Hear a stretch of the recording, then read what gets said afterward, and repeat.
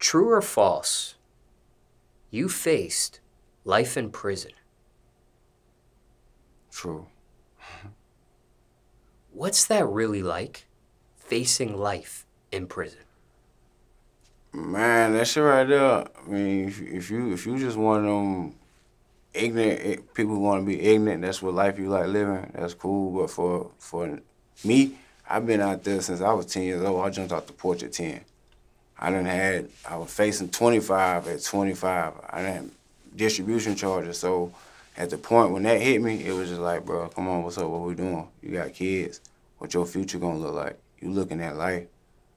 That shit ain't, it wasn't for me. It was another way, really. It's just universe way of showing me, bro, this ain't for you. It's time to let that go. And just for clarification, the 25 at 25 was the facing life in prison circumstance? Nah, I was 25. This happened in February. This is February. I get bammed. I had ran from the police like 2 weeks before. I ran from the police. I'm pulling up at a spot, and they ran down on me. Tried to run from them again. They put me in the car. Got like 10 charges. And shit, and read them charges. They got them transferred me to the next county. And it was like, damn. I'm thinking I'm getting out next morning. They take me to lockdown 23-1 for a week. So I was like, man, this ain't for me. It ain't for me, man. What ended up happening in that particular case? Not to go too much on it. It was really dealing with a female, honestly. And not just a female, it was just like a lesson of love can turn into hate. So if you playing with a woman and she love you this way, and now that love done built into hate, ain't no telling what they'll do to hurt you. Because they hurt. Hurt people hurt people.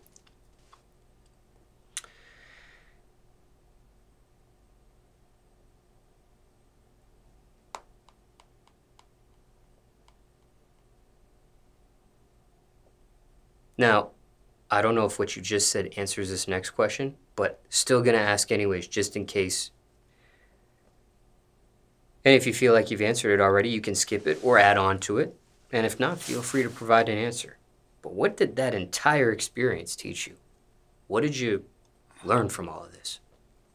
Unless what you just said fits this answer. I mean, yeah, what I said do fit it, but in the same token, it's just like, you don't play with people.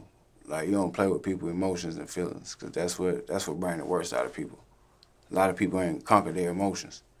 You can sit here, be cool, but the moment you say something that hits somebody's emotions, they might spaz on you. Let alone when we talking about love and relationship love. So yeah, you don't play with people. You keep it a buck, and if you can't keep it a buck, you take your distance. If they can't keep it a buck with you, you still take your distance.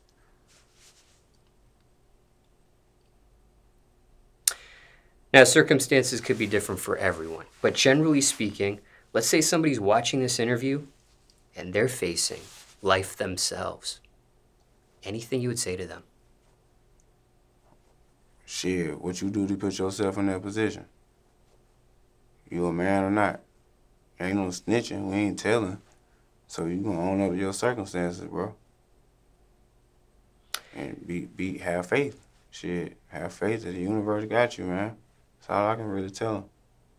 Anything else you want to mention about this or question you weren't asked? People want to know about it. Nah, I mean, like, I'm good. And speaking of faith, do you follow a religion by any chance? Nah, I don't deal with religion. The person who brought me up, that my mama married, he ended up being a pastor. But even then, I tell him, I don't deal with religion. Religion is entrapment. You can't, like, it ain't teaching you to be who you are. You know what I'm saying? Like, it ain't teaching you to be free. It's teaching you fear tactics. It ain't really give you the formula behind this shit, as far as how the universe and these natural laws and shit work. When did you formulate this line of thinking? Man, I was in a situation where I was really down bad. I was down bad, had like 4 or 5 people depending on me, including my child's mother. And shit, I'm trying to figure out how the uppity white man get paid. So I'm doing homework and ran across about your body, meditating, how they move, what type of energy you put on. I just, man, for like a year, I was meditating. Probably for like 6 months, I went without listening to no music, no nothing. It was reading, meditating, and doing what I was doing at the time when I was in the streets. But it wasn't nothing else. I wasn't even spending time with them. I go post in another room, and I'm in my bag to get what I got to get. But I was on that journey for a long time. I'm still on that journey today. That's just how I move. What age do you think that journey started? Like 27? Yeah, I was, man. Car had got repossessed. I think I was working at Ingles. They gave me a $75 check. I was like, man, this some bull. This ain't it. And shit. At that point, I stayed in my car. I stayed in I had a little soccer van at the time. I stayed in a little soccer van, and I found that knowledge. I found that knowledge, and I ran with it. And then I got blessed with what I got blessed with at the time. Well, it was a blessing, even though it was a curse too, because you in the streets. But it was a blessing. I was able to feed. I was able to provide as a man should do. But other than that, like about 27, bro. And prior to that line of thinking, did you follow religion? Or you never followed a religion growing up? I grew up under religion, but it was something that always didn't sit right with me. It just always, it was something always didn't sit right with me. Whether it was how the pastor carried himself, maybe he cussing, but he's so holy on Sunday. Maybe he drinking, but he's so holy on Sunday. Or like it was just something that always just didn't register with me. What religion was this that you were raised to follow at the time? Christianity. And did it get any more specific under that religion at the time? Like a particular branch, for example, under Christianity? Such as Roman Catholicism, Protestantism, Eastern Orthodox Church, I think it was something called non-dimensional. I mean, non-denominational? Non-denomination. Okay. Yeah. And was this the mother side of your family raising you under this? Father side? Well, me and my father, which we cool, but my daddy did a lot of time in jail. Biological father? Yeah, my biological father. He did a whole lot of time in jail, so he wasn't there a whole lot. So it was more so like my stepfather that raised me, which I ain't taking that from my daddy, you know what I'm saying? He went through what he went through. But yeah, so it was more so my stepfather who raised me, and they gravitated towards that. And this was the pastor that you're referencing? Yeah, correct. Now, when you mentioned this soccer van, were you homeless at the time? I could have went back to my mama's house and stayed, but shit, what's a man? You can't be, what you doing? You gonna take care of yourself or not? So I ain't want to go back to my mama's house. I'd rather stay in the car. I did that twice. It was the time when I left my baby mama. I stayed in the car for damn near probably about 5-6 months. Just running around busting chicken, or hotel rooms, Airbnbs. I was living out like head first in that. What was that lifestyle like, that 5 or 6 month run? Man, that was ugly. I coached my son basketball team, staying in the car, hotel room. Like it was really, it's beautiful. The struggle is really beautiful when you think about it, because that's what's gonna make you. The moment you make that decision to actually like, fuck it, I don't need nobody else. I'm gonna do this for myself. It's gonna hit you different. And then once you come up out of that, it's over with. It was so hard, it got so hard, bro. I tried to commit suicide. Tried to run my car into a tree. Fucked up. Women running off with my money. Taking care of, like, shit had fucked me up. How'd you get out of that lifestyle, that 5 or 6 month lifestyle there? Grinding. I kept grinding, like, shit, 14-hour trips, 5-hour trips. Ain't matter where you was at. You called me, I was there. I ain't give a damn. And you mentioned there were 2 moments in your life where you lived in this van. That was the longest stretch, that 5 or 6 month? Nah, I mean, like, as far as, like... That lifestyle of that van, of that van that you just described? It was a van and it was a Mercury. So it was at one point in time, it was a van because I was trying to leave. I just wanted to leave my child's mother at the time. Move forward, I go back. Now once we done really cut it off, now I'm in this Mercury. And I did it. So, just for clarification, when you say 5 or 6 months, that was just in the van alone? No, that was in the Mercury. It was a month and a half in the van. About a month and a half in the van.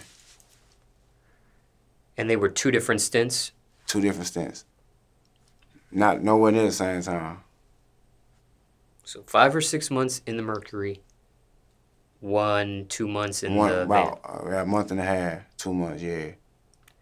The suicide attempt, that was in the van run or the Mercury run? Mercury, yeah. And what actually happened at that event? Shit, I ran, taking my car. I mean, it was like 6 in the morning. And I took my car. I mean, I had some, it was a whole bunch of events that led up to that big event. So, and shit, I just sprung out the handle like, shit, man, maybe it's time for me to go. This shit ain't got a little hard. I'm grinding, I'm working, I'm still trying to live with the shit. And then shit, I just try to hit a tree. End up making it out there shit. Had my homegirl come scoop me. Ambulance and all pulled up, police pulled up. Mind you, I ain't got no license. So they take me. I guess they were gonna try to lock me up or whatever the case may be. And I took out running out the hospital. What injuries did you suffer from that suicide attempt? I really didn't. That's how I know I got a purpose. Cause I was going like 70. Hit a big ass tree. Big ass tree. And that shit ain't do nothing to me. Airbags deployed? Yeah. Yeah, definitely. What was that like? The airbag deployment. Just that alone. Do you remember what that felt like, what that was like, what that experience was? When your adrenaline going, that shit don't even mind you now. You ain't even feeling none of that. You ain't worried about that. Your adrenaline going. That long you fucked up mentally and emotionally, none of that shit ain't gonna matter. Did you leave a suicide note? Nah, hell nah. Hell nah. Was that, you said that it was a variety of events that led to this event, but was that spontaneous when you made that decision, or you had thought about it and you just, for lack of a better phrase, pulled the trigger on it? Yeah, it was definitely some spontaneous shit. It was just, like I said, it was probably like a day, 2 events. And then it's the fact, like, nigga, I always got to start over and I bounce back. Now I'm bouncing back. And which it ain't nobody's responsibility but mine, or no, so I got to take full responsibility of fucking up or failing. But I guess at that point, it was just like, damn, maybe it's time for me to goddamn get missing. Now, for some people, dealing with suicide, things of that nature, mentally and or emotionally, has this been something you sought any professional help over? And not just the suicide, just all the different variety of events you mentioned from... Nah, I'm Big God. I'm Big God in BGE Kash. So when I say God, I mean by like, we heal ourselves. We humans. We got all that to heal ourselves. Now, no matter if you want to tap into that, you know what I'm saying? So if this is some emotional pressure, you can handle that as well. Like it ain't nothing that somebody who, because they quote unquote educated by a book or a system, that they gonna tell me, shit, you can be my therapist or whatever. All I need to do is just open up to you. But I can open up to myself. I talk to myself. That's what make you powerful. All successful people talk to themselves. All geniuses do. Do you want any professional help with it? Hell nah. I'm straight. And you mentioned kids. Care to share how many kids you have at this point? Got 3. Got 2 girls, 1 boy. And same mother for all 3 children? Definitely not. I got 3 different mothers.